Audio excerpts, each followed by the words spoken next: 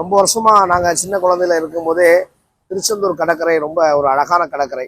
அதெல்லாம் அழகாக போய் ஜாலியாக சின்ன வயசுலேருந்தே நல்லா ஓடி ஆடி விளையாடுவோம்.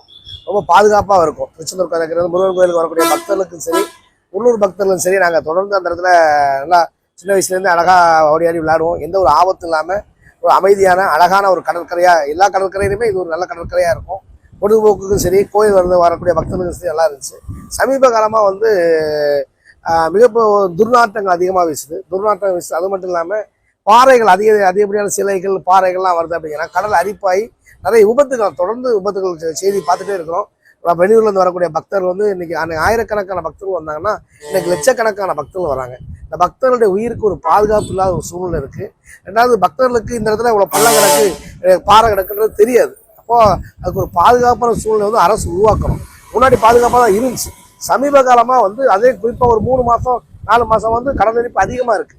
உள்ளே போகிறதுக்கே பயமாக இருக்குது. அதுலேயும் கடற்கரை முருகன் கோயில் இங்கே இருக்குன்னா ஐயா கோயில் அதுலேருந்து ஒரு 1/2 கிலோமீட்டர் ஐயா கோயில் இருக்குது. அங்கே போய் குளிக்க விடுறாங்க.